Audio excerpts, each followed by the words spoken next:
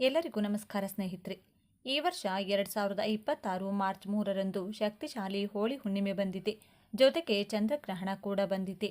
ಇಂತಹ ಶಕ್ತಿಶಾಲಿಯ ಈ ದಿನ ಸ್ನಾನದ ನೀರಿಗೆ ಯಾವ 2 ವಸ್ತು ಬೆರೆಸಿ ಸ್ನಾನವನ್ನ ಮಾಡಬೇಕು, 1 ಲೋಟ ಹಾಲಿನಿಂದ ಹಾಗೂ ಕಲ್ಲುಪ್ಪಿನಿಂದ ಯಾವ ಕೆಲಸ ಮಾಡಿದರೆ ನಿಮ್ಮ ಸಮಸ್ಯೆಗಳು 48 ಗಂಟೆಯಲ್ಲಿ ತೀರುತ್ತವೆ, ಮಹಾಲಕ್ಷ್ಮಿ ಹಾಗೂ ಲಲಿತಮ್ಮನವರ ಅನುಗ್ರಹಕ್ಕೋಸ್ಕರ ಯಾವ 2 ನಾಮಗಳನ್ನು ದೀಪ ಬೆಳಗಿಸುವಾಗ ಹೇಳಿಕೊಳ್ಬೇಕೆಂದು ಇವತ್ತಿನ ಈ ವಿಡಿಯೋದಲ್ಲಿ ಸಂಪೂರ್ಣವಾಗಿ ತಿಳಿಸಿಕೊಡ್ತೀವಿ. ಬನ್ನಿ. ಅದಕ್ಕೂ ಮುಂಚೆ ನೀವಿನ್ನು ಚಾನಲ್ಗೆ ಸಬ್ಸ್ಕ್ರೈಬ್ ಆಗಿಲ್ಲ ಅಂದರೆ ಈಗಲೇ ಸಬ್ಸ್ಕ್ರೈಬ್ ಆಗಿ, ಹಾಗೆ ವಿಡಿಯೋಗೆ ಲೈಕ್ ಮಾಡಿ, ವಿಡಿಯೋ ಸ್ಕಿಪ್ ಮಾಡದೆ ಕೊನೆ ತನಕ ನೋಡಿ. ಎಲ್ಲರೂ ಭಕ್ತಿಯಿಂದ ಜೈ ಚಂದ್ರದೇವ ಅಂತ ಕಮೆಂಟ್ ಮಾಡಿ. ಈ ದಿನ ಬ್ರಹ್ಮ ಮುಹೂರ್ತದಲ್ಲಿ ಎದ್ದು ವಿಷ್ಣು ದೇವರ ಧ್ಯಾನ ಮಾಡಿ, ಗಂಗಾ ಜಲವಿರುವ ನೀರಿನಿಂದ ಸ್ನಾನ ಮಾಡಿ ಮತ್ತು ಧ್ಯಾನ ಮಾಡಿ. ಸಾಧ್ಯವಾದರೆ ಗಂಗಾ ಸ್ನಾನ ಮಾಡಿ ನಂತರ ಸೂರ್ಯ ದೇವರಿಗೆ ಪೂಜೆ ಮತ್ತು ನೀರನ್ನು ಅರ್ಪಿಸುವ ಪ್ರತಿಜ್ಞೆಯನ್ನು ತೆಗೆದುಕೊಳ್ಳಿ. ಸೂರ್ಯ ದೇವರ ಮಂತ್ರಗಳನ್ನು ಪಠಿಸಿ ಮತ್ತು ಸೂರ್ಯ ಚಾಲಿಸಾವನ್ನು ಪಠಿಸಿ. ವಿಷ್ಣುವನ್ನ ಭಕ್ತಿಯಿಂದ ಪೂಜಿಸಿ ಮತ್ತು ವಿಷ್ಣು ಸಹಸ್ರನಾಮವನ್ನು ಓದಿ. ಪೂಜೆ ಮುಗಿದ ನಂತರ ಹರಿಯುವ ನೀರಿನಲ್ಲಿ ಎಳ್ಳನ್ನು ತೇಲಿಬಿಡಿ. ಈ ದಿನ ಎಳ್ಳಿನಿಂದ ಕೆಲವು ಕಾರ್ಯಗಳನ್ನು ಮಾಡುವ ಮೂಲಕ ಮನೆಗೆ ಅದೃಷ್ಟ ಬರುತ್ತದೆ. ಹಾಗೂ ಈ ದಿನ ಬಡವರಿಗೆ ಅಥವಾ ಬ್ರಾಹ್ಮಣರಿಗೆ ದಾನ ಮಾಡಿ ಅವರ ಆಶೀರ್ವಾದವನ್ನು ಪಡೆಯಿರಿ. ತುಂಬ ಶಕ್ತಿಯುತವಾದದ್ದು. ಈ ದಿನಗಳಂದು ಮಾಡುವಂತಹ ಪರಿಹಾರಗಳು, ಯಾವುದೇ ಅನುಷ್ಠಾನಗಳು ಶೀಘ್ರವಾಗಿ ಫಲ ಕೊಡುತ್ತದೆ. ಮನೆಯ ಸದಸ್ಯರು ಸ್ನಾನದ ನೀರಿಗೆ ಸ್ವಲ್ಪ ಬೇವಿನ ಎಲೆಗಳು ಹಾಗೂ 3 ಚಿಟಿಕೆಯಷ್ಟು ಅರಿಶಿನವನ್ನು ಸ್ನಾನದ ನೀರಿಗೆ ಬೆರೆಸಿ ಸ್ನಾನವನ್ನು ಮಾಡಿದರೆ ದೇಹದಲ್ಲಿನ ಎಲ್ಲ ನೆಗೆಟಿವ್ ಎನರ್ಜಿಗಳು ಹೊರಟು ಹೋಗುತ್ತವೆ. ಜನರ ಕೆಟ್ಟ ಕಣ್ಣಿನ ದೃಷ್ಟಿ ಕಡಿಮೆಯಾಗಿ ಅದೃಷ್ಟ ದೇಹಕ್ಕೆ ವಿಶೇಷ ಚೇತನ ಕೂಡಿ ಬರುತ್ತದೆ. ಸ್ನಾನ ಆದ ನಂತರ ಆ ಎಲೆಗಳನ್ನು ಎಸೆಯಬೇಕು. ಈ ದಿನದಂದು ಪೂಜೆ, ಜಪ, ತಪಸ್ಸು, ದಾನ ಮಾಡುವುದು ಬಹಳ ಮುಖ್ಯ. ಈ ದಿನ ಗಂಗಾ ಸ್ನಾನ ಮಾಡೋದ್ರಿಂದ ಸರ್ವ ಪಾಪಗಳಿಂದ ಮುಕ್ತಿ ಸಿಗುತ್ತದೆ. ಈ ದಿನ ಪೂರ್ವಜರಿಗೆ ನೈವೇದ್ಯ ಅರ್ಪಿಸುವ ಮೂಲಕ ಪಿತೃದೋಷ ನಿವಾರಣೆಯಾಗುತ್ತದೆ. ಈ ದಿನ ಪೂರ್ವಜರ ಹೆಸರಿನಲ್ಲಿ ದಾನ ಮಾಡೋದ್ರಿಂದ ಪೂರ್ವಜರು ಸಂತುಷ್ಟರಾಗುತ್ತಾರೆ. ಈ ದಿನದ ಪೂಜೆಯಿಂದ ಅಪಾರ ಫಲಿತಾಂಶ ಸಿಗುತ್ತದೆ. ಇನ್ನು ಎರಡನೆಯದಾಗಿ, ಮನೆಯಲ್ಲಿ ಯಾರೇ ದೀಪ ಹಚ್ಚಲಿ, ಬೆಳಿಗ್ಗೆ ಹಾಗೂ ಸಂಜೆ 2 ಸಮಯದಲ್ಲೂ ನಿಮಗೆ ಎಷ್ಟು ಸಮಯ ಸಾಧ್ಯವಾಗುತ್ತೋ ಅಷ್ಟು ಸಮಯ ಈ 2 ವಿಶೇಷ ನಾಮಗಳನ್ನು ಹೇಳಿಕೊಳ್ಳಿ. ಇದರಿಂದ ಲಲಿತಾದೇವಿಯ ಅನುಗ್ರಹ ಪ್ರಾಪ್ತಿಯಾಗುತ್ತೆ. ನಿಮ್ಮೆಲ್ಲ ಕಷ್ಟಗಳು ಈ ದಿನ ಶಕ್ತಿಯಿಂದ ಶೀಘ್ರವಾಗಿ ದೂರವಾಗುತ್ತದೆ. 2 ನಾಮಗಳನ್ನು ಮೊದಲು ಒಂದು ಪುಸ್ತಕದಲ್ಲಿ ಬರೆದಿಟ್ಟುಕೊಳ್ಳಿ. ಈ ನಾಮಗಳು ಹೀಗಿವೆ: ಸಮುದ್ರ ರಾಜತನಯಾಯೇ ನಮೋ ನಮಃ. ಈ ಒಂದು ನಾಮವನ್ನು ಲಕ್ಷ್ಮೀ ದೇವಿಯನ್ನ ನೋಡುತ್ತಾ ಹೇಳಿದರೆ ಲಕ್ಷ್ಮಿಯ ಕೃಪೆಯಿಂದ ನಿಮ್ಮ ಕೋರಿಕೆಗಳು ನೆರವೇರುತ್ತವೆ. ಮಹಾಲಕ್ಷ್ಮಿ ಅಮ್ಮನವರಿಗೆ ಈ ದಿನವೆಂದರೆ ಬಲು ಪ್ರಿಯ. ಈ ದಿನ ಅಮ್ಮನವರ ಪ್ರೀತಿಗೋಸ್ಕರ ಪಾಯಸ ಪ್ರೀತಿಯಿಂದ ನೈವೇದ್ಯವಾಗಿ ಮಾಡಿ ಅರ್ಪಿಸಿ ಅಮ್ಮನವರಿಗೆ ನಮಸ್ಕಾರ ಮಾಡಿಕೊಳ್ಳಿ. ಹಾಗೆಯೇ ಲಲಿತಾ ದೇವಿಯನ್ನ ಸ್ಮರಿಸಿಕೊಂಡು ಈ ಒಂದು ನಾಮವನ್ನು ಹೇಳ್ಕೋಬೇಕು: ಓಂ ಶ್ರೀ ಮಾತಾ ಶ್ರೀ ಮಹಾರಾಜ್ಞಿ ಶ್ರೀಮತ್ ಸಿಂಹಾಸಿನೇಶ್ವರಿ ನಮಃ. 2 ನಾಮಗಳನ್ನು ಬೆಳಿಗ್ಗೆ ಹಾಗೂ ಸಂಜೆ 2 ಸಮಯದಲ್ಲೂ ದೀಪಾರಾಧನೆ ಮಾಡುವಾಗ ಹೇಳಿಕೊಳ್ಬೇಕು. ಜ್ಯೋತಿಷ್ಯ ಶಾಸ್ತ್ರದ ಪ್ರಕಾರ ಈ ದಿನದಂದು ದಾನ ಮಾಡುವುದು ತುಂಬ ಪ್ರಯೋಜನಕಾರಿ ಎಂದು ಪರಿಗಣಿಸಲಾಗಿದೆ. ಈ ದಿನದಂದು ಬಡವರಿಗೆ ಆಹಾರವನ್ನು ದಾನ ಮಾಡೋದ್ರಿಂದ ಜೀವನದಲ್ಲಿ ಸಂತೋಷ ಮತ್ತು ಸಮೃದ್ಧಿ ಉಂಟಾಗುತ್ತದೆಂದು ನಂಬಲಾಗಿದೆ. ಕೆಲಸಗಳಲ್ಲಿ ಬರುವ ಅಡೆತಡೆಗಳಿಂದ ಮುಕ್ತಿ ಸಿಗುತ್ತದೆ. ಇದಲ್ಲದೆ ಈ ದಿನ ಇರುವೆಗಳಿಗೆ ಸಕ್ಕರೆಯನ್ನು ಆಹಾರವಾಗಿ ನೀಡಿದರೆ ಲಕ್ಷ್ಮೀ ದೇವಿ ಪ್ರಸನ್ನಳಾಗುತ್ತಾಳೆ. ಇನ್ನು ಮೂರನೆಯದಾಗಿ, ಒಂದು ಹಳದಿ ಬಟ್ಟೆಗೆ ನಿಮ್ಮ ಕೈನಿಂದ ದೊಡ್ಡ ಉಪ್ಪು ಅಂದರೆ ಕಲ್ಲುಪ್ಪನ್ನು 1 kgಯಷ್ಟು ತುಂಬಿಸಿ ಮೂಟೆಯ ರೀತಿ ಕಟ್ಟಿ ನಿಮ್ಮ ಮನೆಯ ಯಾವುದೇ ಕೋಣೆಯಲ್ಲಿ ಈಶಾನ್ಯ ದಿಕ್ಕಿಗೆ ನೇತು ಹಾಕಬೇಕು. ಮೂಟೆಯನ್ನು ನೇತು ಹಾಕುವಾಗ ಯಾವ ಸಮಸ್ಯೆಗೆ ಪರಿಹಾರ ಬೇಕೆಂದು ಮನಸ್ಸಿನಲ್ಲಿಯೇ ಕೇಳಿಕೊಳ್ಬೇಕು. ಕಲ್ಲುಪ್ಪಿಗೆ ಪರಿಹಾರ ಶಾಸ್ತ್ರದಲ್ಲಿ ವಿಶೇಷ ಮಹತ್ವವಿದೆ. ಉಪ್ಪಿನಿಂದ ಮಾಡುವ ಪರಿಹಾರಗಳು ಶೀಘ್ರವಾಗಿ ಫಲ ಕೊಡುತ್ತವೆ. ಈಶಾನ್ಯದಲ್ಲಿ ನೇತು ಹಾಕಿದ ಉಪ್ಪಿನ ಮೂಟೆಯನ್ನು 48 ಗಂಟೆಗಳ ಕಾಲ ಯಾರೂ ಕೂಡ ಸ್ಪರ್ಶ ಮಾಡಬಾರದು, ಕದಲಿಸಬಾರದು. 48 ಗಂಟೆಗಳು ಆದ ನಂತರ ಆ ಮೂಟೆಯನ್ನು ಹರಿಯುವ ನೀರಿನಲ್ಲಿ ಅಥವಾ ಯಾರೂ ಓಡಾಡದೇ ಇರುವ ಜಾಗದಲ್ಲಿ ಹಾಕಿ ಮನೆಗೆ ಬರಬೇಕು.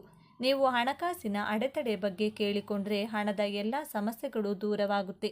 ಆರೋಗ್ಯ, ವಿದ್ಯೆ, ವ್ಯಾಪಾರ, ಸಂಸಾರ, ಮನೆಯ ನೆಮ್ಮದಿ, ಯಾವುದೇ ಕೋರಿಕೆಯ ಬಗ್ಗೆ ಹೇಳಿಕೊಂಡಿದ್ರೂ ಆ ಸಮಸ್ಯೆಗೆ 48 ಗಂಟೆಯಲ್ಲಿ ಒಂದು ದಾರಿ ಅಥವಾ ಪರಿಹಾರದ ಹಾದಿ ನಿಮಗೆ ಕಾಣಿಸುತ್ತದೆ. ಈ ಕೆಲಸವನ್ನು ಅಮಾವಾಸ್ಯೆ ದಿನ ಬೆಳಿಗ್ಗೆ 6 ಗಂಟೆಯಿಂದ 11 ಗಂಟೆ 30 ನಿಮಿಷದ ಒಳಗಾಗಿ ಮಾಡಿಕೊಳ್ಬೇಕು. ಈ ದಿನದಂದು ಶಿವ ಮತ್ತು ಪಾರ್ವತಿ ದೇವಿಯನ್ನ ಪೂಜಿಸುವ ಸಂಪ್ರದಾಯವಿದೆ. ಈ ದಿನ ಪೂರ್ವಜರು ಸೂರ್ಯಾಸ್ತದವರೆಗೆ ವಾಯುವಿನ ರೂಪದಲ್ಲಿ ಮನೆ ಬಾಗಿಲಲ್ಲಿಯೇ ಇದ್ದು ತಮ್ಮ ಕುಟುಂಬದಿಂದ ತರ್ಪಣ ಮತ್ತು ಶ್ರಾದ್ದವನ್ನು ಬಯಸುತ್ತಾರೆಂದು ನಂಬಲಾಗಿದೆ. ಆದ್ದರಿಂದ ಈ ದಿನ ಪವಿತ್ರ ನದಿಯಲ್ಲಿ ಸ್ನಾನ ಮಾಡಿ ಮತ್ತು ಅನ್ನವನ್ನು ಅರ್ಪಿಸಿ ಮನೆಯಲ್ಲಿ ಬ್ರಾಹ್ಮಣರಿಗೆ ನಿಮ್ಮ ಕೈಲಾದಷ್ಟು ದಾನ ಮಾಡಿ. ಹೀಗೆ ಮಾಡೋದ್ರಿಂದ ಆಯಸ್ಸು ವೃದ್ಧಿಯಾಗುತ್ತದೆ ಮತ್ತು ಕುಟುಂಬದಲ್ಲಿ ಸುಖ ಸಮೃದ್ಧಿ ಇರುತ್ತದೆ. ಇನ್ನು ಕೊನೆಯದಾಗಿ 4ನೇಯದಾಗಿ 1 ಲೋಟ ಆಗಿನಿಂದ ರಾತ್ರಿ ಸಮಯ ಈ ಚಿಕ್ಕ ಕೆಲಸ ಮಾಡಿದರೆ ನಿಮ್ಮ ಯಾವುದೇ ಕಠಿಣ ಕೋರಿಕೆಗಳಿರಲಿ ಲಲಿತಾದೇವಿಯ ಅನುಗ್ರಹದಿಂದ ನೆರವೇರುತ್ತದೆ. ದೇಹಕ್ಕೆ ವಿಶೇಷ ಬಲ, ಜೀವನಕ್ಕೆ ಅದ್ಭುತ ಅದೃಷ್ಟ ಪ್ರಾಪ್ತಿಯಾಗುತ್ತದೆ. ಏನು ಮಾಡಬೇಕು? ರಾತ್ರಿ 7 ಗಂಟೆಯಿಂದ 10 ಗಂಟೆಯ ಒಳಗೆ ಈ ಕೆಲಸವನ್ನು ಮಾಡಬೇಕು. 1 ಲೋಟ ಹಾಲನ್ನು ನಿಮ್ಮ ಕೈನಲ್ಲಿಡಿದು ಶ್ರೀ ಲಲಿತಾ ದೇವಿಯನ್ನು ಸ್ಮರಿಸಬೇಕು. ನಂತರ 5 ನಿಮಿಷಗಳ ಕಾಲ ಆ ಹಾಲನ್ನು ದೇವರ ಕೋಣೆಯಲ್ಲಿಟ್ಟು ನಂತರ ಮನೆಯವರೆಗೆ ಚಂದ್ರನ ಬೆಳಕಿನಲ್ಲಿಡಬೇಕು. ಲಲಿತಾ ಸಹಸ್ರನಾಮ ಪಾರಾಯಣ ಮಾಡಿ ಅಥವಾ ಮೊಬೈಲ್ನಲ್ಲಿ ಹಾಕಿಕೊಂಡು ಈ ಸಮಯದಲ್ಲಿ ನೀವು ಕೇಳಬೇಕು. ಸಹಸ್ರನಾಮ ಪೂರ್ಣವಾದ ನಂತರ ಮತ್ತೆ ಹಾಲನ್ನು ದೇವರ ಕೋಣೆ ಮನೆಯಲ್ಲಿ 5 ನಿಮಿಷಗಳ ಕಾಲ ಇಟ್ಟು ಮನೆಯ ಸದಸ್ಯರು ಆ ಒಂದು ಹಾಲನ್ನು ಪ್ರಸಾದದ ರೂಪದಲ್ಲಿ ಸ್ವೀಕರಿಸಬೇಕು. ಇದರಿಂದ ಚಂದ್ರನ ಅನುಗ್ರಹ, ಲಲಿತಾಮ್ಮನವರ ಅನುಗ್ರಹ ಪ್ರಾಪ್ತಿಯಾಗುತ್ತೆ. ನಿಮ್ಮ ಕೆಲಸ ಆಗುತ್ತದೋ ಇಲ್ಲವೋ ಎಂಬ ಕ್ಲಾರಿಟಿ ನಿಮಗೆ ಸಿಗುತ್ತದೆ. ಯಾವುದಾದರೂ ಕೋರಿಕೆ ಕೇಳಿ ಈ ವಿಧಾನವನ್ನು ಪಾಲಿಸಿದರೆ ಆ ಕೋರಿಕೆಗೆ ಇರುವಂತಹ ಅಡ್ಡಿಗಳು ದೂರವಾಗುತ್ತದೆ. ಯಾರಿಂದಲಾದರೂ ಮೋಸ ಹೋಗುವ ಸಾಧ್ಯತೆ ಇದ್ದರೆ ಎಚ್ಚರಿಕೆ ನಿಮಗೆ ಸಿಗುತ್ತದೆ. ಮಾನಸಿಕ ನೆಮ್ಮದಿ ಸಿಕ್ಕು ಅನೇಕ ವಿಧವಾಗಿ ಏಳಿಗೆಯನ್ನು ನೀವು ಕಾಣಬಹುದು. ಹಣಕಾಸಿನ ಸಮಸ್ಯೆ, ವಿದ್ಯೆಗೆ ಅಡೆತಡೆ, ಸಾಲದ ಸುಳಿ, ನಿತ್ಯ ಕಲಹ, ಅನಾರೋಗ್ಯದ ಸಮಸ್ಯೆಗಳು ಶೀಘ್ರವಾಗಿ ದೂರವಾಗುತ್ತದೆ. ಮುಂದಿನ ಅಮಾವಾಸ್ಯೆ ಅಥವಾ ಹುಣ್ಣಿಮೆಯ ಒಳಗಾಗಿ ನಿಮ್ಮ ಜೀವನ ಖಂಡಿತವಾಗಿಯೂ ಬದಲಾಗುತ್ತದೆ. ಉಗುರು ಬೆಚ್ಚಗಿನ ಹಾಲನ್ನು ಈ ವಿಧಾನಕ್ಕೆ ನೀವು ಬಳಸಬಹುದು. ಈ 4 ಕೆಲಸಗಳನ್ನು ಈ ದಿನ ಮಾಡಿ ನೋಡಿ. ಎಲ್ಲ ಮಾರ್ಗದಲ್ಲೂ ನಿಮ್ಮ ಹಣ ಸಂಪಾದನೆ ಹೆಚ್ಚಾಗುತ್ತದೆ. ಲಲಿತಾ ದೇವಿ ಹಾಗೂ ಮಹಾಲಕ್ಷ್ಮೀ ದೇವಿ ಕೃಪೆಯಿಂದ ಅದೃಷ್ಟ ಕೂಡಿ ಬರುತ್ತದೆ. ಈ ದಿನ ಆಂಜನೇಯ ಸ್ವಾಮಿಯ ಮುಂದೆ ತುಪ್ಪದ ದೀಪವನ್ನು ಹಚ್ಚಿಟ್ಟು ಈ ಶಕ್ತಿಶಾಲಿ ಮಂತ್ರವನ್ನು ಪಠಿಸಬೇಕು. ಇದರಿಂದ ಕಾರ್ಯಸಿದ್ಧಿಯಾಗುತ್ತದೆ. ಆಂಜನೇಯನ ಪರಿಪೂರ್ಣ ಅನುಗ್ರಹ ಲಭಿಸುತ್ತದೆ. ದೊಡ್ಡ ದೊಡ್ಡ ಕಷ್ಟಗಳು ಕೂಡ ದೂರವಾಗುತ್ತದೆ. ಈ ಕಾರ್ಯಸಿದ್ಧಿ ಹನುಮಾನ್ ಮಂತ್ರ ಈ ವಿಧವಾಗಿದೆ. ಓಂ ಶ್ರೀ ವಜ್ರದೇಹಾಯ ರಾಮಭಕ್ತಾಯ ವಾಯುಪುತ್ರಾಯ ನಮೋಸ್ತುತೆ. ಈ ಒಂದು ಮಂತ್ರವನ್ನು 3 ಬಾರಿ, 21 ಬಾರಿ ಅಥವಾ 108 ಬಾರಿ ಹೇಳಿಕೊಂಡು ವಿಶೇಷವಾಗಿ ಅಸಾಧ್ಯ ಸಾಧಕ ಹನುಮ ಸ್ತೋತ್ರ ಆಗಿರಬಹುದು, ಹನುಮ ಚಾಲಿಸ ಆಗಿರಬಹುದು, ಸುಂದರಕಾಂಡ ಪಾರಾಯಣ ಮಾಡುವುದಾಗಿರಬಹುದು, ರಾಮರಕ್ಷಾ ಸ್ತೋತ್ರವನ್ನು ಹೇಳಿಕೊಂಡರೂ ಕೂಡ ತುಂಬ ಒಳ್ಳೆಯದು. ಯಾವ ಮಂತ್ರ ಸ್ತೋತ್ರ ಪಾರಾಯಣ ಮಾಡಲು ಬರೋದಿಲ್ಲ ಎನ್ನುವವರು ಪ್ರೀತಿಯಿಂದ ಶ್ರೀರಾಮ ಜಯ ರಾಮ ಜಯ ಜಯ ರಾಮ ಎಂದು ಹೇಳುತ್ತಾ ಆಂಜನೇಯನನ್ನು ಈ ದಿನ ಪೂಜಿಸಬಹುದು. ಇದರ ಜೊತೆಗೆ ಆಂಜನೇಯನ ಬಲ, ಶಕ್ತಿ ಸದಾ ನಿಮ್ಮೊಂದಿಗಿರಲು ಹನುಮಾನ್ ಸ್ತೋತ್ರ ಎಂಬ ವಿಶೇಷ ಸ್ತೋತ್ರವಿದೆ. ಇದನ್ನು ಒಂದು ಸಲ ಕೇಳಿದರೆ, ಬರೆದರೆ ಅಥವಾ ಓದಿದರೆ ಸರ್ವಶಕ್ತಿಗಳು ನಿಮ್ಮ ಜೊತೆಗೆ ಇರುತ್ತದೆ. ಶತ್ರುಗಳಿಂದ ಆಗುವಂತಹ ತೊಂದರೆ, ದುಷ್ಟಶಕ್ತಿಗಳ ಕಾಟ ನಿಮ್ಮ ಹತ್ತಿರವೂ ಕೂಡ ಸುಳಿಯುವುದಿಲ್ಲ. ಸರ್ವಜಯವು ನಿಮ್ಮದಾಗುತ್ತದೆ. ಇದೆಲ್ಲದರ ಜೊತೆಗೆ ಆಂಜನೇಯ ಸ್ವಾಮಿಗೆ ಈ ದಿನ ಒಂದು ಚಿಕ್ಕ ವಸ್ತುವನ್ನು ನೀಡಿದರೆ, ಮಾತು ಸರಿಯಾಗಿ ಸ್ಪಷ್ಟವಾಗಿ ಮಾತನಾಡಲು ಬರದ ಮಕ್ಕಳಿಗೆ ಸ್ಪಷ್ಟ ಮಾತು ಬರುತ್ತದೆ. ವ್ಯಾಪಾರ ಏಳಿಗೆ ಆಗದವರಿಗೆ ವ್ಯಾಪಾರದ ಜಯ, ಹಣದ ಕಷ್ಟವಿದ್ದವರಿಗೆ ಧನಲಾಭ, ಅನಾರೋಗ್ಯ ಇದ್ದವರಿಗೆ ಆರೋಗ್ಯ, ವಿದ್ಯೆಯ ಬಲ ಇಲ್ಲದವರಿಗೆ ವಿದ್ಯೆಯ ಶಕ್ತಿ ಲಭಿಸಿ ಉತ್ತಮೋತ್ತಮ ಫಲ ಲಭಿಸುತ್ತದೆ. ಇಷ್ಟೆಲ್ಲ ಫಲ ನೀಡುವಂತಹ ವಸ್ತು ಯಾವುದೆಂದರೆ ಗಂಟೆ. ಈ ದಿನದಂದು ಮರೆಯದೆ ನೀವಾಗಿರಬಹುದು ಅಥವಾ ಚಿಕ್ಕ ಮಕ್ಕಳ ಕೈನಲ್ಲಾಗಿರಬಹುದು ಒಂದು ಚಿಕ್ಕ ಗಂಟೆಯನ್ನು ದೇಗುಲಕ್ಕೆ ಕೊಡಿ ಅಥವಾ ಕೊಡಿಸಿ. ಇದರಿಂದ ಶುಭ ಫಲಗಳು ಪ್ರಾಪ್ತಿಯಾಗುತ್ತದೆ. ಇನ್ನು ಸಿಂಧೂರದಿಂದ ಆಂಜನೇಯ ಸ್ವಾಮಿಯ ದೇಗುಲದಲ್ಲಿ ಅರ್ಚನೆ ಮಾಡಿಸಿ ಆ ಸಿಂಧೂರವನ್ನು ಮನೆಗೆ ತಂದು ಎಳ್ಳೆಣ್ಣೆಗೆ ಬೆರೆಸಿ ದಿನವೂ ಹಣೆಗೆ ತಿಲಕವಾಗಿ ಇಡುತ್ತಾ ಬನ್ನಿ. ಆಂಜನೇಯ ಸ್ವಾಮಿಯು ಶಿವನ ಅಂಶ ಎಂದು ಹೇಳಲಾಗುತ್ತೆ. ಆದ್ದರಿಂದ ಈ ದಿನ ಶಿವನ ದರ್ಶನವನ್ನು ಮಾಡಿ ಹನುಮರಾಮ ಇಬ್ಬರನ್ನು ಕೂಡ ಸ್ಮರಿಸಿಕೊಳ್ಳಿ. ಆಂಜನೇಯ ಸ್ವಾಮಿಗೆ ತುಳಸಿ ದಳಗಳು, ಪಾರಿಜಾತ ಪುಷ್ಪ, ದಾಸವಾಳ ಪುಷ್ಪ, ಸೇವಂತಿಗೆಯನ್ನು ಈ ದಿನ ವಿಶೇಷವಾಗಿ ಅರ್ಪಿಸಿ ನಮಸ್ಕಾರ ಮಾಡಿಕೊಳ್ಳಿ. ಇನ್ನು ಈ ವಿಶೇಷ ದಿನದಂದು ಸತ್ಯನಾರಾಯಣ ಸ್ವಾಮಿ ಕತೆ ಕೇಳಿದರೆ, ಓದಿದರೆ ಅಥವಾ ಸತ್ಯನಾರಾಯಣ ಸ್ವಾಮಿ ಪೂಜೆ ಮಾಡಿಸುವುದು, ಪೂಜೆಯಲ್ಲಿ ಕೂರುವುದು ಮಾಡಿದರೆ ಸರ್ವ ವಿಧವಾದ ಜಾತಕ ದೋಷಗಳು, ದಾರಿದ್ರ್ಯ ದೋಷಗಳು ಕಳೆದು ಮನೆಯ ಏಳಿಗೆಯಾಗುತ್ತೆ. ಪೂಜೆ ಮಾಡಿಸಲು ಅಥವಾ ಸತ್ಯನಾರಾಯಣ ಸ್ವಾಮಿ ಕತೆ ಕೇಳಲು ಸಾಧ್ಯವಾಗದಿದ್ದವರು ನಿಮ್ಮ ಊರಿನಲ್ಲಿರುವಂಥ ಸತ್ಯನಾರಾಯಣ ಸ್ವಾಮಿ ದೇಗುಲವಿದ್ದರೆ ದರ್ಶನ ಮಾಡಿ ಬನ್ನಿ. ಅಥವಾ ಮನೆಯಲ್ಲಿಯೇ ಸತ್ಯನಾರಾಯಣ ಸ್ವಾಮಿ ಫೋಟೋ ಇಟ್ಟು ತುಪ್ಪದ ದೀಪ ಹಚ್ಚಿ ನಮಸ್ಕಾರವನ್ನು ಮಾಡಿಕೊಳ್ಳಿ. ಈ ವರ್ಷ 2026 ಮಾರ್ಚ್ 3 ಹೋಳಿ ಹುಣ್ಣಿಮೆಯ ದಿನ ಪೂರ್ಣ ಚಂದ್ರಗ್ರಹಣ ಬಂದಿದೆ. 2026ರ ಮೊದಲ ಪೂರ್ಣ ಚಂದ್ರಗ್ರಹಣ ಫಾಲ್ಗುಣಿ ಪೂರ್ಣಿಮೆಯ ಶುಭ ಸಂದರ್ಭದಲ್ಲಿ ಸಂಭವಿಸುವುದು. ಅಂದರೆ ಹೋಳಿ ಹಬ್ಬದ ಸಂದರ್ಭದಲ್ಲಿ ಸಂಭವಿಸುವುದು. ಈ ಗ್ರಹಣವು 2026ರ ಮಾರ್ಚ್ 3ರ ಮಧ್ಯಾಹ್ನ 2:17ಕ್ಕೆ ಪ್ರಾರಂಭವಾಗಲಿದ್ದು ಸಂಜೆ 7:53ಕ್ಕೆ ಕೊನೆಗೊಳ್ಳಲಿದೆ. ಈ ಚಂದ್ರಗ್ರಹಣವು ಕುಂಭ ರಾಶಿಯಲ್ಲಿ ಸಂಭವಿಸುವುದು. 2026ರ ಚಂದ್ರಗ್ರಹಣದ ದಿನ ಕೆಲವು ರಾಶಿಗಳಿಗೆ ಉತ್ತಮವಾಗಿರುತ್ತದೆ. ಹಾಗಾದರೆ ಈಗ ಆ ಅದೃಷ್ಟದ ರಾಶಿಗಳು ಯಾವುವು ಎಂದು ನೋಡೋಣ ಬನ್ನಿ. ಹಾಗೆ ಚಂದ್ರಗ್ರಹಣ ಸಮಯದಲ್ಲಿ ಏನು ಮಾಡಬೇಕು, ಏನನ್ನ ಮಾಡಬಾರ್ದು ಅಂತ ನೋಡೋಣ. ಅದಕ್ಕೂ ಮುಂಚೆ ನೀವಿನ್ನು ನಮ್ಮ ಚಾನಲ್ಗೆ ಸಬ್ಸ್ಕ್ರೈಬ್ ಆಗಿಲ್ಲ ಅಂದರೆ ಈಗಲೇ ಸಬ್ಸ್ಕ್ರೈಬ್ ಆಗಿ, ಹಾಗೆ ವಿಡಿಯೋಗೆ ಲೈಕ್ ಮಾಡಿ, ವಿಡಿಯೋ ಸ್ಕಿಪ್ ಮಾಡದೆ ಕೊನೆ ತನಕ ನೋಡಿ. ಎಲ್ಲರೂ ಭಕ್ತಿಯಿಂದ ಓಂ ನಮಃ ಶಿವಾಯ ಅಂತ ಕಮೆಂಟ್ ಮಾಡಿ. 2026ರಲ್ಲಿ 4 ಗ್ರಹಣಗಳು ಸಂಭವಿಸಲಿವೆ. ಇದರಲ್ಲಿ 2 ಸೂರ್ಯಗ್ರಹಣ ಮತ್ತು 2 ಚಂದ್ರಗ್ರಹಣವಾಗಿದೆ. 2026ರ ಮೊದಲ ಚಂದ್ರಗ್ರಹಣವು ಮಾರ್ಚ್ನಲ್ಲಿ ಸಂಭವಿಸುವುದು. ಈ ಚಂದ್ರಗ್ರಹಣವು ಹೋಳಿ ಹಬ್ಬದ ದಿನದಂದು ಸಂಭವಿಸಲಿದೆ. ಈ ದಿನ ಫಾಲ್ಗುಣಿ ಪೂರ್ಣಿಮಾ ಹಬ್ಬವನ್ನು ಸಹ ಆಚರಿಸಲಾಗುತ್ತಿದ್ದು, ಈ ದಿನ ರಾತ್ರಿ ಚಂದ್ರಗ್ರಹಣ ಸಂಭವಿಸಲಿದೆ. 2026 ಮಾರ್ಚ್ 3ರ ಹೋಳಿ ಹಬ್ಬದ ದಿನ ವರ್ಷದ ಮೊದಲ ಚಂದ್ರಗ್ರಹಣವು ಸಂಭವಿಸುವುದು. ಈ ಚಂದ್ರಗ್ರಹಣ ಕೆಂಪು ಬಣ್ಣದಿಂದ ಕೂಡಿರಲಿದೆ. ಈ ಪೂರ್ಣ ಚಂದ್ರಗ್ರಹಣವು ವರ್ಷದ ಮೊದಲ ಚಂದ್ರಗ್ರಹಣ 2026 ಮಾರ್ಚ್ 3ರ ಮಧ್ಯಾಹ್ನ 3:20ರಿಂದ ಸಂಜೆ 6:47ರವರೆಗೆ ಇರಲಿದೆ. ಆದರೆ ಇದರ ಸೂತಕ ಸಮಯವು ಬೆಳಿಗ್ಗೆಯಿಂದ ಪ್ರಾರಂಭವಾಗಲಿದೆ. ಚಂದ್ರಗ್ರಹಣದ ಸೂತಕ ಕಾಲ ಗ್ರಹಣದ 9 ಗಂಟೆಯ ಮೊದಲು ಶುರುವಾಗುವುದು. ಹಾಗಾಗಿ ಈ ಚಂದ್ರಗ್ರಹಣದ ಸೂತಕ ಸಮಯ ಬೆಳಿಗ್ಗೆ 6:20ಕ್ಕೆ ಶುರುವಾಗಿ ಸಂಜೆ 6:47ರವರೆಗೆ ಇರಲಿದೆ. ಇದರ ನಂತರ ಚಂದ್ರಗ್ರಹಣ ಕೊನೆಗೊಳ್ಳುವುದು. ಹಾಗಾಗಿ ವರ್ಷದ ಮೊದಲ ಚಂದ್ರಗ್ರಹಣದ ಪ್ರಭಾವ ಕೆಲವು ರಾಶಿಗಳಿಗೆ ಸೇರಿದ ಜನರ ಜೀವನದ ಮೇಲೆ ಯಾವೆಲ್ಲ ರೀತಿಯ ಪ್ರಭಾವ ಇರುವುದು ಎನ್ನುವ ತಿಳಿಯುವ ಕುತೂಹಲ ನಿಮಗಿದ್ರೆ ಈ ವಿಡಿಯೋವನ್ನು ತಪ್ಪದೇ ಕೊನೆವರೆಗೂ ನೋಡಿ. ವೃಷಭ ರಾಶಿ. ಈ ಚಂದ್ರಗ್ರಹಣ ವೃಷಭ ರಾಶಿಯವರಿಗೆ ಬಹಳಷ್ಟು ಮಂಗಳಕರ ಪ್ರಯೋಜನಗಳನ್ನು ನೀಡುತ್ತದೆ. ವೃಷಭ ರಾಶಿಯವರಿಗೆ ಧನಲಾಭ, ಜೀವನದಲ್ಲಿ ಸುಖ, ಶಾಂತಿ, ನೆಮ್ಮದಿ ಸಿಗಲಿದೆ. ಅದೃಷ್ಟ ನಿಮ್ಮ ಮನೆ ಬಾಗಿಲಿಗೆ ಬರಲಿದೆ. ಅಲ್ಲದೆ ಈ ಸಮಯದಲ್ಲಿ ಕೆಲಸದಲ್ಲಿ ಯಶಸ್ಸು ಸಿಗಲಿದೆ. ಆದಾಯವನ್ನು ಹೆಚ್ಚಿಸುವ ಮಾರ್ಗಗಳು ತೆರೆದುಕೊಳ್ಳುತ್ತವೆ. ನೀವು ಕೈ ಹಾಕಿದ ಕೆಲಸಗಳಲ್ಲಿ ಯಶಸ್ಸು ದೊರೆಯಲಿದೆ. ನಷ್ಟದ ಸಂಭವನೀಯತೆ ನಿರೀಕ್ಷೆಯಲ್ಲಿರುವವರಿಗೆ ಅದು ಲಾಭವಾಗಿ ಅಥವಾ ಅಸಲು ಕೈಗೆ ಸಿಗುವಂತೆ ಆಗುತ್ತದೆ. ಸೋದರ ಸೋದರಿಯರ ಜೊತೆಗೆ ಇರುವ ವೈಮನಸ್ಯ ನಿವಾರಣೆಯಾಗಲಿದೆ. ಹೆಸರು ಕೀರ್ತಿಗಳು ದೊರೆಯಲಿವೆ. ಕೋರ್ಟು ಕಚೇರಿ ವ್ಯಾಜ್ಯಗಳು ಬಗೆಹರಿಸಿಕೊಳ್ಳಬಹುದು. ಆರೋಗ್ಯದಲ್ಲಿ ಸಮಸ್ಯೆಗಳಿದ್ದಲ್ಲಿ ಸೂಕ್ತ ವೈದ್ಯೋಪಚಾರಗಳು ದೊರೆಯಲಿವೆ.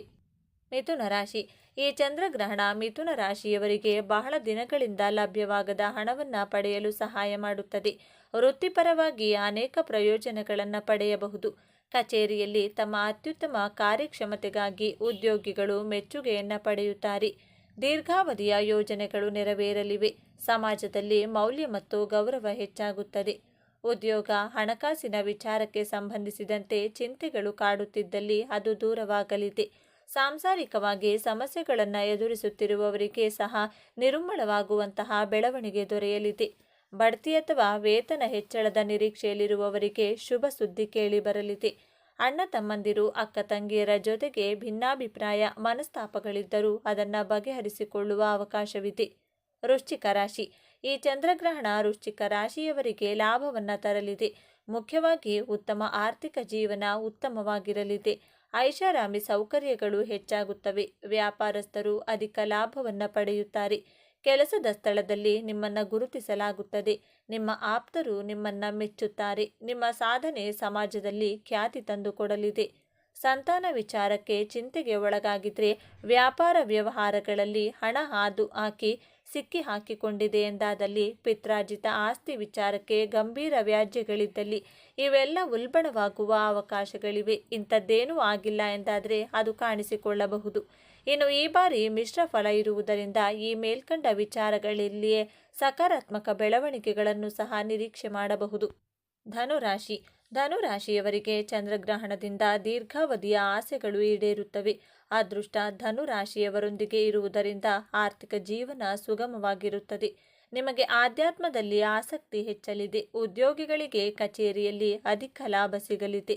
ಸಾಕಷ್ಟು ಸಮಯಗಳಿಂದ ಮದುವೆಯಾಗಿ ಸಂತಾನ ಭಾಗ್ಯಕ್ಕಾಗಿ ಕಾಯುತ್ತಿರುವಂತಹ ಧನು ರಾಶಿಯವರಿಗೆ ಅತಿ ಶೀಘ್ರದಲ್ಲಿ ಶುಭ ಸುದ್ದಿ ಸಿಗಲಿದೆ.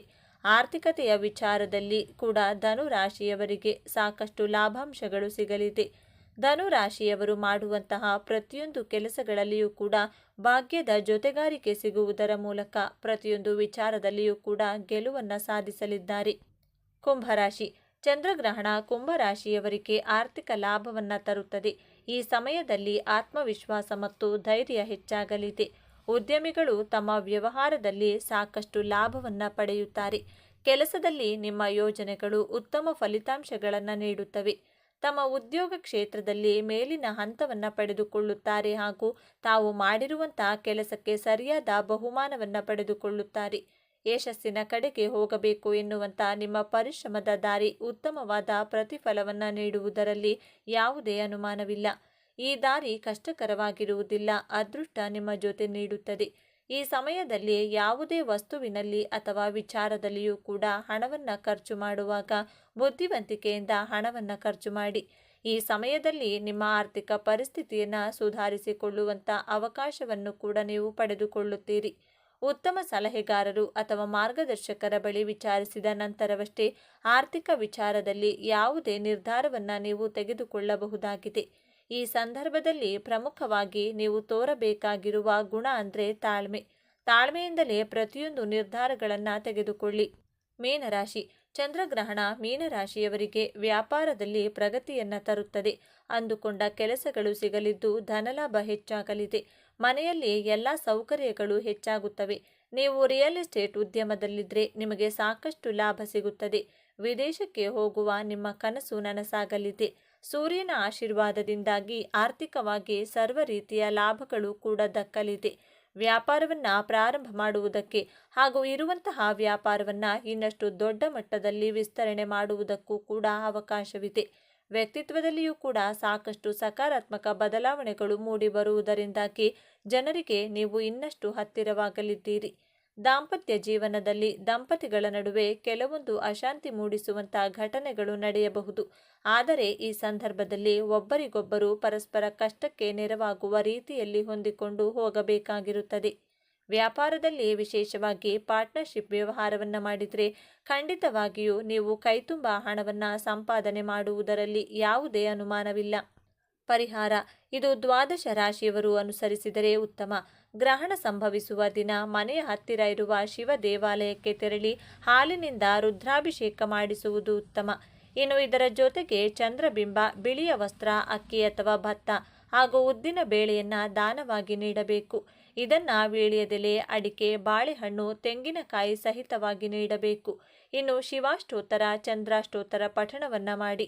ಗ್ರಹಣದ ಸಮಯದಲ್ಲಿ ಇವುಗಳನ್ನು ಪಾಲಿಸಿ. ಚಂದ್ರಗ್ರಹಣದ ಸಮಯದಲ್ಲಿ ಮನೆಯಿಂದ ಹೊರಗೆ ಹೋಗಬಾರದು. ಗ್ರಹಣದ ಸಮಯದಲ್ಲಿ ಅಡುಗೆ ಕೆಲಸಗಳನ್ನು ಮಾಡಬಾರದು. ಗ್ರಹಣದ ಸಮಯದಲ್ಲಿ ಗರ್ಭಿಣಿಯರು ಹೊರಗೆ ಹೋಗಬಾರದು. ಗ್ರಹಣದ ಸಮಯದಲ್ಲಿ ಚೂಪಾದ ವಸ್ತುಗಳನ್ನು ಮುಟ್ಟಬಾರದು. ಇದಲ್ಲದೆ ಗ್ರಹಣ ಕಾಲದಲ್ಲಿ ದೇವರ ಮೂರ್ತಿಯನ್ನು ಮುಟ್ಟಬಾರದು. ಗ್ರಹಣ ಸಮಯದಲ್ಲಿ ಸೂರ್ಯ ಮಂತ್ರಗಳನ್ನು ಪಠಿಸಿ. ಚಂದ್ರಗ್ರಹಣದ ನಂತರ ಏನು ಮಾಡಬೇಕು? ಗ್ರಹಣದ ನಂತರ ಮನೆಯನ್ನು ಶುಚಿಗೊಳಿಸಿ ಗಂಗಾ ಜಲವನ್ನು ಮನೆಯೆಲ್ಲ ಚಿಮುಕಿಸಬೇಕು. ಮನೆಯ ದೇವರ ಕೋಣೆಯಲ್ಲಿರುವ ಎಲ್ಲ ದೇವರು ದೇವತೆಗಳ ವಿಗ್ರಹಗಳು ಮತ್ತು ಚಿತ್ರಗಳ ಮೇಲೆ ಗಂಗಾ ಜಲವನ್ನು ಸಿಂಪಡಿಸಿ ಮತ್ತು ಸ್ನಾನ ಮಾಡಿ. ಅಲ್ಲದೆ ಚಂದ್ರಗ್ರಹಣದ ನಂತರ ಸ್ನಾನ ಮಾಡಿ ದಾನ ಧರ್ಮದಂತಹ ಕಾರ್ಯ ಮಾಡಿ. ಚಂದ್ರಗ್ರಹಣ ನಂತರ ಹಸುವಿಗೆ ಹಸಿರು ಮೇವನ್ನು ತಿನ್ನಲು ನೀಡಬೇಕು. ಗ್ರಹಣದ ಸಮಯದಲ್ಲಿ ಮನೆಯಲ್ಲಿರುವ ಎಲ್ಲ ನೀರಿನ ಪಾತ್ರೆಗಳು, ಹಾಲು ಮತ್ತು ಮೊಸರುಗಳಲ್ಲಿ ಕುಶ ಅಥವಾ ತುಳಸಿ ಎಲೆಗಳನ್ನು ತೊಳೆದು ಹಾಕಿ. ಸ್ನೇಹಿತರೆ, ಈ ಮಾಹಿತಿ ನಿಮಗೆ ಇಷ್ಟವಾಗಿದ್ದಲ್ಲಿ ದಯವಿಟ್ಟು ಶೇರ್ ಮಾಡಿ, ಲೈಕ್ ಮಾಡಿ ಮತ್ತು ನಮ್ಮ ಚಾನಲ್ಗೆ ಸಬ್ಸ್ಕ್ರೈಬ್ ಆಗಿ. ಎಲ್ಲರೂ ಭಕ್ತಿಯಿಂದ ಓಂ ನಮಃ ಶಿವಾಯ ಅಂತ ಕಮೆಂಟ್ ಮಾಡಿ. ಧನ್ಯವಾದಗಳು.